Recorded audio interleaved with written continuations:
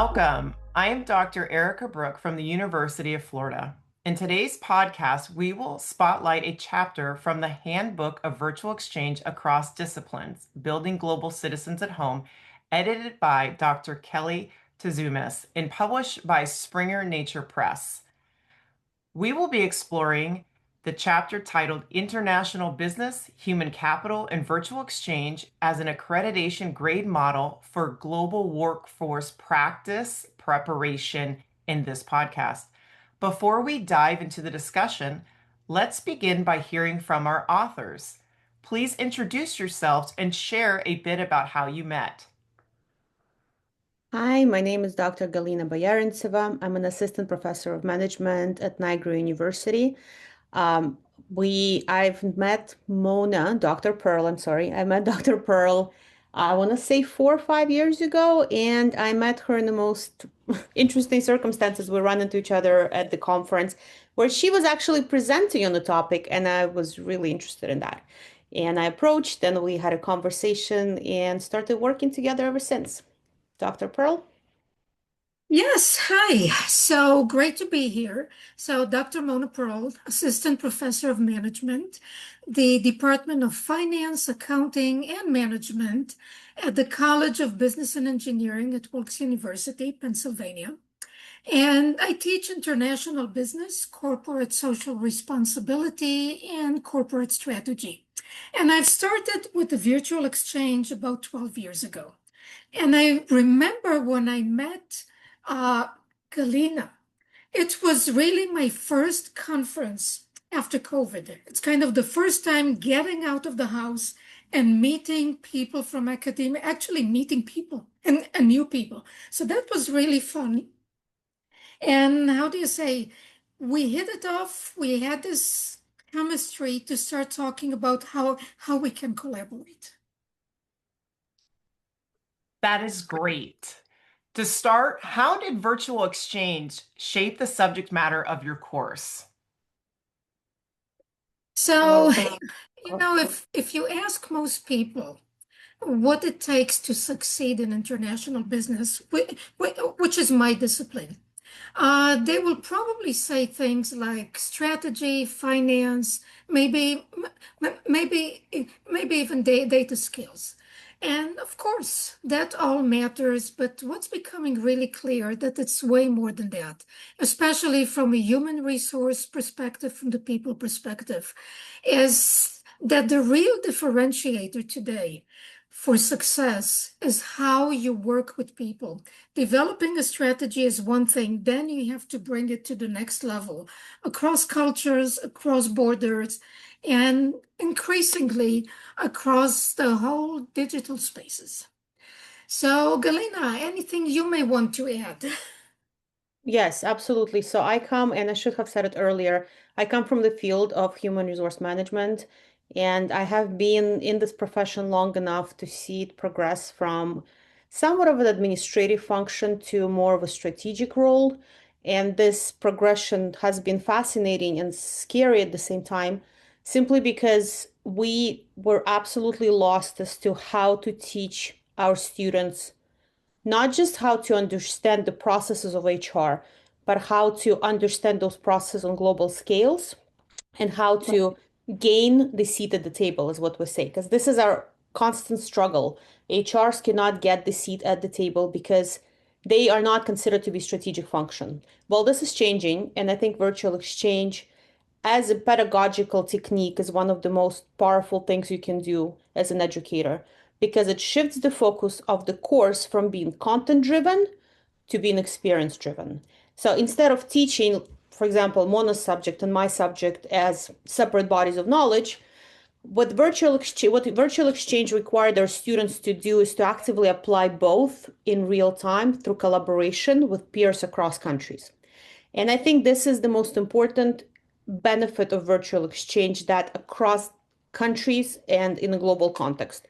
So what happened there when we brought those students together is we brought the subject matter to life, and we allowed them to learn all of the concepts that we were trying to teach, like communication, leadership, cultural differences, uh, through hands-on approach. So they were no longer abstract. One thing is to teach a lecture on how you lead diverse teams. Another thing is to watch them struggle when they simply cannot arrange the time when they can meet, or they're faced with that silence from the other teammates simply because of the time difference or of the cultural difference. So this was a fascinating project and continues to be a fascinating project because you get to really see that live simulation, right? It's not something that you buy from as a simulation package, but you actually get them create that package on their own and live through it. So that's what I think was added that really amazing gist to the pedagogical approach to both HR and I would say international business as well. And if I can add something, one interesting thing is that in addition to us teaching our students, students come to the university, they listen to their professors, they actually also learn from each other. And that made it a whole different experience because it's different when they have to listen to us, the professors, and then when they see that others around their age and similar circumstances can actually discuss and learn from each other new perspectives and new ideas and new approaches. So it was and it is really exciting. That's absolutely fascinating. And so, in looking back, what might have been missing from your teaching if virtual exchange had not been a part of the experience? Well, Uh, I believe that real life would have been missing. And so basically what they learned and it's what Galina said.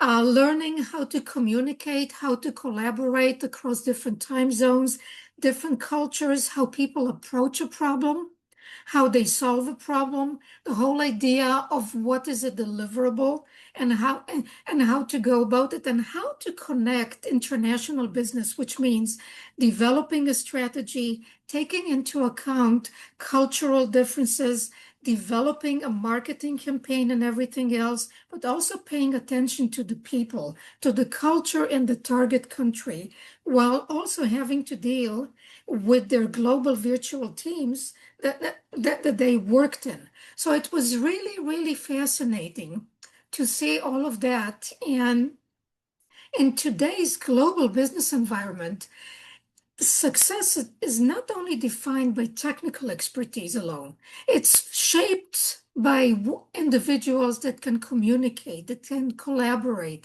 that can navigate the cultural complexity. And this is what was so special and is special about virtual exchange. right. So, yeah. I agree with Dr. Pearl.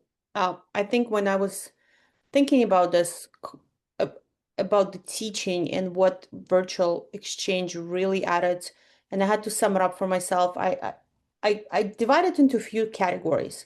Number one, I it's absolutely essential to teach people how to deal with intercultural communication. And it's easy to provide a couple of examples here and there, but even us as professors may not be as familiar with those very minor differences that our students were able to pick up. So I think not only they learned, we learned from them what intercultural communication is.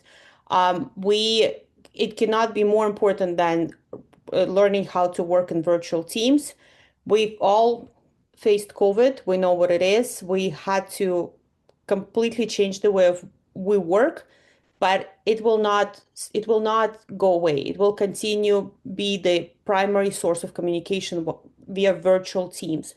So I think what our students learned is the team formation and team development process in actual global environment, which again is a lot more difficult to teach when you don't have a hands-on experience. I think they learned the adaptability and resilience. And that's one thing, if we look at our results, they talk about the struggles. And it's not just about the struggles, but how they were able to overcome those struggles, where they had to compromise, where they had to push a little bit. So they were learning that way of communication that no simulation or no theory driven lecture would give them. And I think strategic thinking, but most importantly, strategic thinking via human understanding. And that's the whole new dimension of emotional intelligence, right? It's understanding who you're dealing with, understanding that you're dealing with them thousands of kilometers away, and how can you still work towards the same goal while staying empathetic and kind and understanding towards others. So I think those are the categories of topics and experiences that are a lot harder to teach, if not impossible to teach, without putting them in that direct environment. Yeah, and I fully agree. I mean, how do you tell someone be empathetic, be understanding? It's something that you have to practice, and they learn that. So basically, when I look at that, virtual exchange really sits in the intersection of HR, of international business, of soft skills. It gives the students the space to practice these skills and before they enter to the workforce. And soft skills are extremely important, and not to mention international business.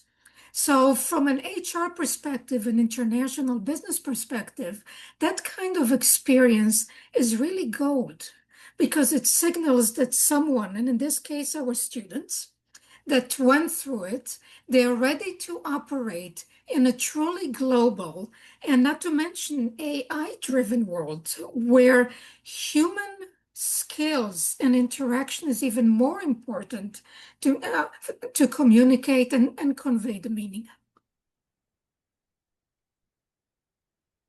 Thank you so much for such a thoughtful and engaging discussion. We look forward to diving deeper into your chapter. But before we sign off, we'd love to give you the opportunity to share any final words or reflections.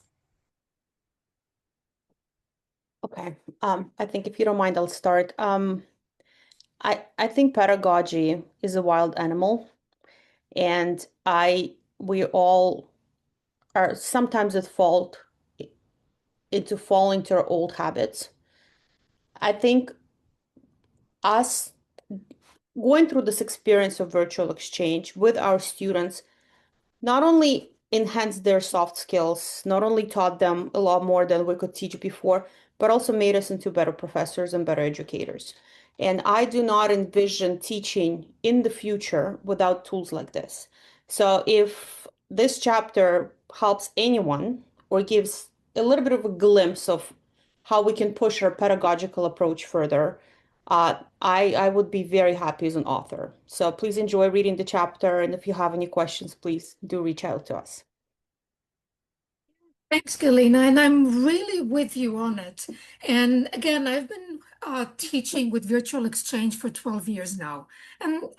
And I can see how, in addition to providing to the students that experience, and I hear it back from them after the interview, and what it actually gave them the competitive advantage. And of course, it also taught us, the professors, also some humility. Humility to understand that we need to involve our students. So again, it's not just learning from us, it's learning from each other and us actually observing how they learn. So virtual exchange is really an amazing tool that connects disciplines, that connects our knowledge and our experience as professors with the knowledge and experience of the students. And it's an amazing tool that at this point, I use in just about every class that I teach. That concludes our discussion. Thank you for your final thoughts, and thank you for listening.